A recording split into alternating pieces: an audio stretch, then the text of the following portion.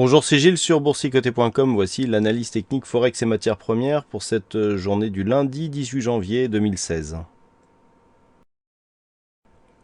Nous commençons avec l'analyse technique euro-dollar, puisqu'après une tentative de sortie la semaine dernière ici, de cassure par le haut de cette résistance oblique baissière qui délimitait la tendance ici, eh bien on revient sous cette zone. Donc en fait, c'était un scénario qui avait été qui était possible, mais qui nous indique que cette cassure ici donc nous fait sortir de cette dynamique tendance légèrement baissière, mais plutôt pour un biais relativement neutre. Donc tant que les cours ici resteront entre la zone des 1,0808 et cette zone des 1,1060, d'ailleurs cette zone des 1,0808 qui est légèrement plus basse, puisqu'en fait le support ici se situe plus voilà sur cette zone là. Alors il faudrait supprimer la ligne, voilà, sur la zone des 1,080203. Tant que les cours oscillent ici entre cette zone de support majeur et la zone des 1,1060, eh bien nous avons une neutralisation de la dynamique court terme dans une tendance moyen terme qui reste elle aussi neutre du point de vue des indicateurs. On est neutre là aussi sur le RSI, sur le stochastique. Vous voyez que le MACD ici n'a que très peu d'amplitude, donc difficile ici de trouver un directionnel dominant. Il faut vraiment attendre une cassure la cassure d'un biais ou d'une zone horizontale majeure.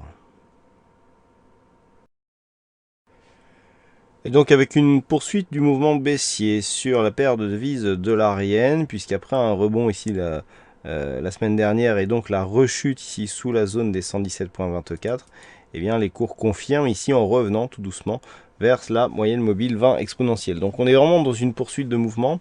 La rupture des 117,24 ici ouvre la porte vers une zone de support majeure sur laquelle je vais revenir, puisqu'il s'agit de la zone alors d'une zone que j'ai légèrement modifiée pour qu'elle colle vraiment à la tendance actuelle, à 116,07. Donc cette zone, il va vraiment falloir la surveiller, car même si bon, d'un point de vue court terme, il ne semble pas qu'elle soit relativement importante, en fait il faut se placer un peu plus sur le long terme. Et donc là on va passer en vue journalière.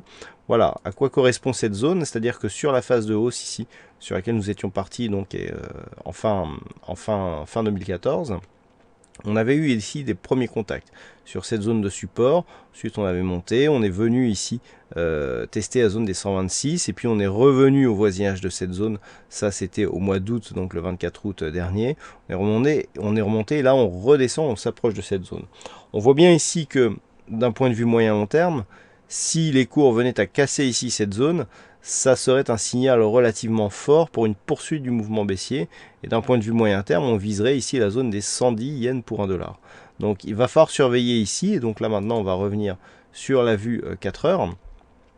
Il va falloir surveiller cette zone, et donc cette zone se situe ici à 116,07. On voit que depuis la cassure ici des 117,24, eh bien les cours recommencent à prendre la poursuite, donc la direction baissière. Du point de vue des indicateurs, on a tout à fait le potentiel pour atteindre cette zone, puisqu'il n'y a pas de survente, tant sur le stochastique que sur le RSI. Stochastique RSI, donc les deux indicateurs sont relativement neutres, et on est même sur une petite tendance haussière sur le MACD. Donc pour l'instant cela favorise un rebond technique.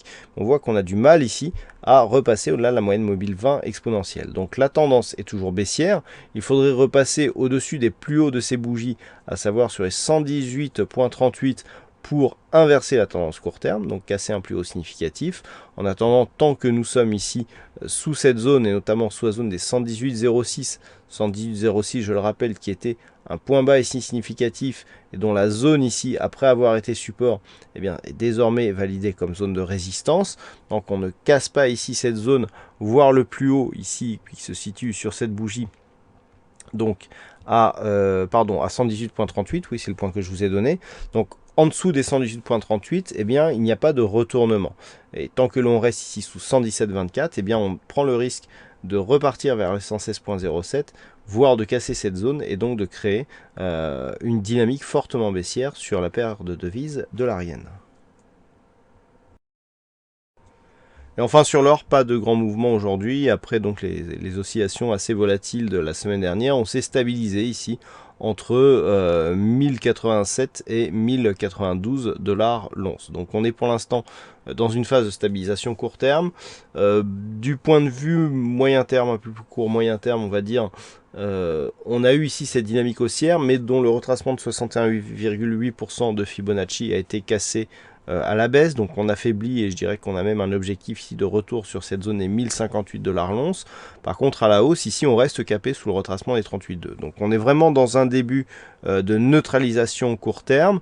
Tant que les cours restent en tout cas au-dessus de cette zone des 1080 sans dépasser la zone des 1099 $ l'once, eh bien nous sommes dans une zone de range ici délimitée par deux zones qui étaient relativement fortes par le passé. Donc je veux bien sûr parler des 1080 et 1099 $ l'once. Donc neutralisation court terme au sein d'une tendance moyen terme qui reste encore plutôt baissière. On le voit ici qu'on a une domination des biais baissiers, mais on sent que la conviction n'est pas très forte et qu'on ne sait pas trop où aller sur le métal jaune. Donc reste neutre entre 1080 et 1099 $ l'once sur l'or.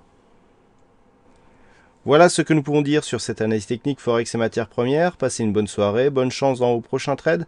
On se donne rendez-vous dès demain pour d'autres analyses techniques sur le site boursicoté.com. Bonsoir à tous.